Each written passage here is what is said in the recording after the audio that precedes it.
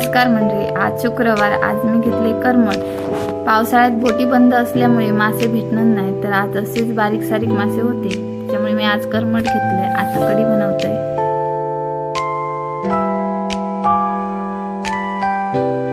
हे करमट माशाचं वाटे 100 रुपयाचं होते. त्यात तारली, पेडवे, सुंटा, वेल्हे, खापी आणि बारीक सारीक छोटे छोटे मासे होते.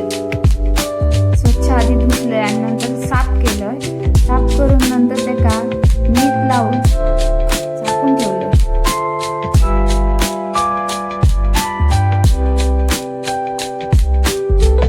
इकडे वाटणाची तयारी केलं. त्यासाठी खोबरा, कांदो, मसालो, आमचं घरचं मालवणी आणि हळद एवढा घालून मिक्सरला बारीक वाटून घेतलं.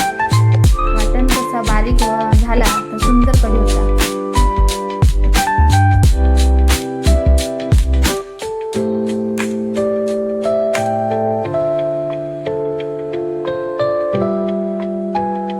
मीठ लावून घेतलेले मासे परत एकदा स्वच्छ धुवून घेतलं.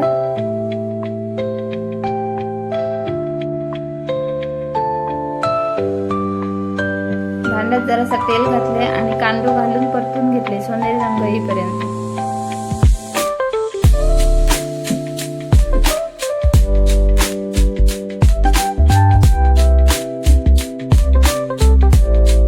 कांदो सोनेरी रंगावर परतल्यानंतर त्याच्यात वाटण घातलं.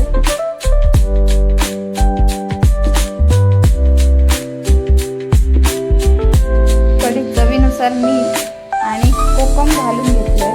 ही आमच्या घरची कोकम असते. सारा उकळी येल्यानंतर त्यात करमट मासे सोडले. मासे खूप लहान असल्यामुळे जास्त वेळ शिजवायचे नाही, तर ते विरघळते. त्याच्यामुळे जरा 4-5 मिनिटं शिजवलं. मग झाली आपली करमट माशाची कढी तयार. आम्ही माशाची कढीच म्हणतो, टोमॅटोचं सार म्हणतो. त्याच्यामुळे माझ्या तोंडात परत परत कढी हा शब्दच येतात. तुम्ही काय म्हणतात? माशाच्या कढी, सार की आमटी? त्या मला नक्कीच कमेंट करून सांगा. तर मी त्याच्यातले थोडे मासे ठेवलेले आहेत, काही सुंटा आणि वेरले वगैरे. ते मसालो, मीठ आणि आगं लावून घेतलंय. त्याच्यानंतर रव्यात भाजून घेतलंय. रव्यात अजून काय मसाला वगैरे लावू नाही, कारण माझा चिडू लहान आता खाताला, त्याच्यामुळे जास्त तिखट नको होता.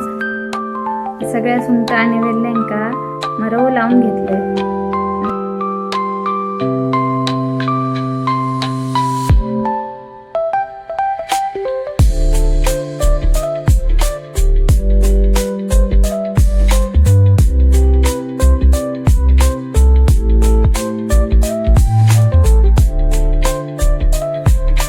दोन्ही बाजूने व्यवस्थित भाजून घेतलं.